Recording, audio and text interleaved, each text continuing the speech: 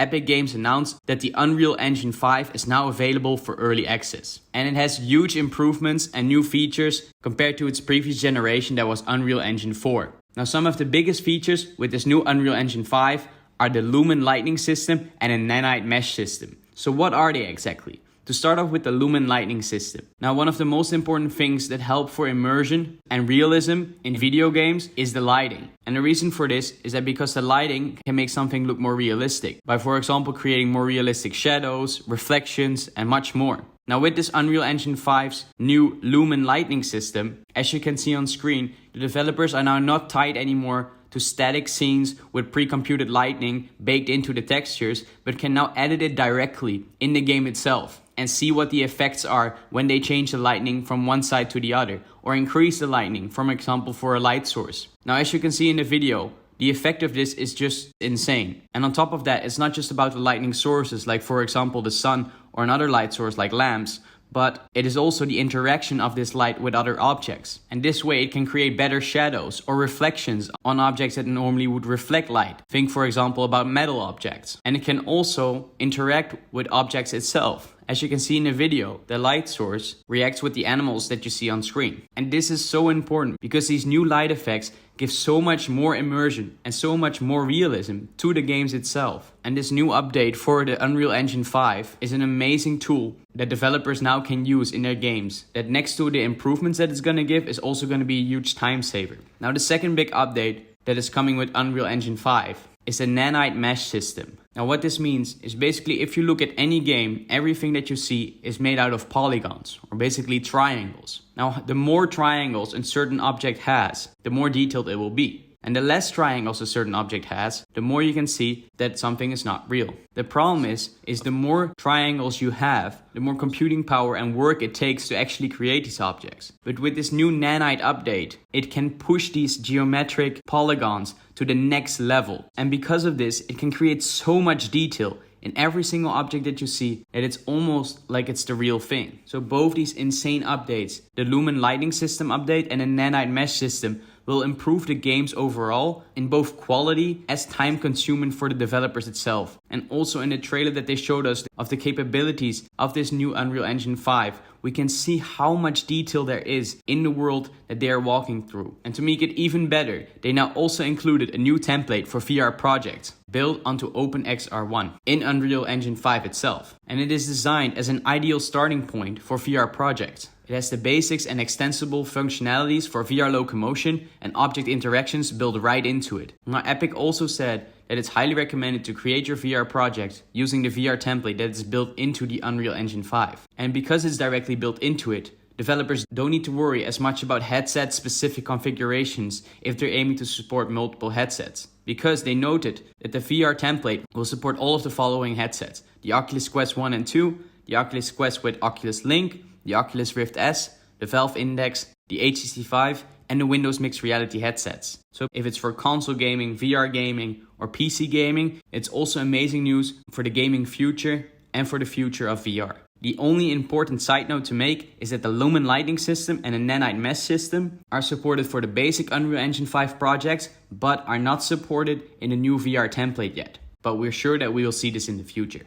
Now Epic also said that this early access version of Unreal Engine 5 isn't yet suitable for actual production, but developers that are looking to experiment with it can already download it. But the full production ready version of Unreal Engine 5 is expected to release somewhere around early 2022. And on top of that, it will have even more additional features and improvements. Now in other big news this week was that the Omni VR treadmill that looks like it's coming straight out of Ready Player One hit over 90 million in crowd investment. Now this Omni VR treadmill is made by a company called Virtuix, and they already released other VR treadmills in the past. For example, the Omni VR treadmill. And now the company made a new crowd-based investment campaign for their new project called the Virtuix Omni. Now the problem in virtual reality is that we're limited by the space around us. And to overcome this hurdle, companies are looking at ideas to solve this problem by, for example, creating a VR treadmill. In this way, you could be walking, jumping, running, just like you would in real life, but then without the limitations of the room around you. Because on these VR treadmills, you could walk in any direction infinitely. And this new Omni 1 VR treadmill looks amazing in the concept video. It almost solves all the limitations that we have and still leaves the player very free to do whatever they want. The only side note to make is that the company Virtuix had a lot of problems with their previous products like the Omni VR treadmill. This was also a crowd-based investment back then, and the problem was that a lot of people never received their Omni VR treadmill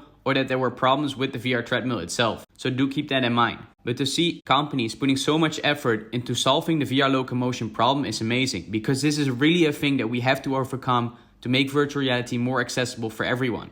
And besides Omni 1, there's also another company that is trying to solve the same problem. And that is the company called Cybershoes. Now, while the Omni 1 was focused more on strapping yourself in and physically running forward and backward, the Cybershoes are more focused on creating the feeling like you're walking forward and back while actually still sitting on a chair. Now, how they do this is by strapping these Cybershoes that are specifically made for this around your feet. Now, while you're sitting in a chair, you can make walking movements with your legs. And because of the friction that is between the Cybershoes and the carpet below, you stay in place. And the same goes for turning around. And these movements are then translated to the VR headset and thereby making your character in VR also moving forward like you are doing in real life. Now, both of these options are not perfect to overcome the hurdle of locomotion in virtual reality. Especially now with the Cybershoes, you're still sitting on a chair while you're moving with your legs, which does add to the immersion, but doesn't completely make you feel like you're actually walking in real life. But compared to the VR treadmills, the Cybershoes are also more focused on the consumer market and at a way lower price point compared to most VR treadmills that are out today. Now, Cybershoes also announced a module that you can attach to your Quest 2 to make the Cybershoe experience better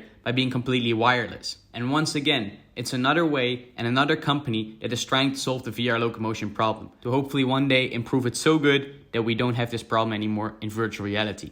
And then the next big story is that the Quest 2 keeps hitting new all-time highs. Now, every month there's a Steam user survey in which we can see which virtual reality headsets are being used the most on Steam. And this month we can once again see that the Oculus Quest 2 increased by another 1.5%, still being in first place with a total of almost 30% of the total market of VR headsets. And on number 2, we have the Oculus Rift S, which is almost at 20% of all total VR headset users on Steam. We have seen this increase of Oculus Quest 2 usage every single month. And when we look at the total amounts of headsets, we now can see that Facebook owns 60% of all VR headsets that are being used on Steam. Now, this of course includes the Oculus Quest, the Oculus Quest 2, but also the Rift and the Rift S. But do keep in mind that the Oculus Quest and the Oculus Quest 2 are actually standalone VR headsets. And this survey, where we can see the Oculus Quest 2 being the number one far above everything else, was only for PC VR headsets that are being used on Steam. So the total amount of market share of Oculus in the VR industry is probably even bigger than this. And this of course comes because the Oculus Quest 2 is at such a low price point compared to its competitors. And there's basically nothing else on the market right now that can compete with Facebook on the consumer VR level. And I hope to see some new players coming in soon, because it's very important to have some competition in the VR industry.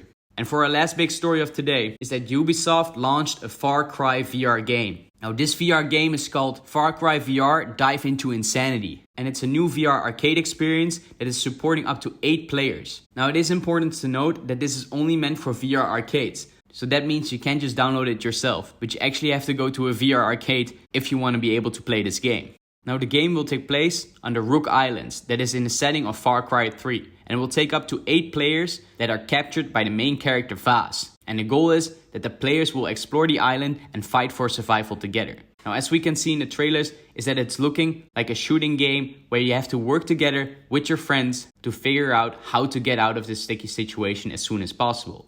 It does look very promising, but it is said to here that it's only gonna be for VR arcades and not on a normal VR game marketplaces. And another important thing to note is that the experience itself won't be very long and will take around 30 minutes to complete. But even so, it's good to see that big game publishers and developers are finally dipping their toes in the possibilities that VR has to offer.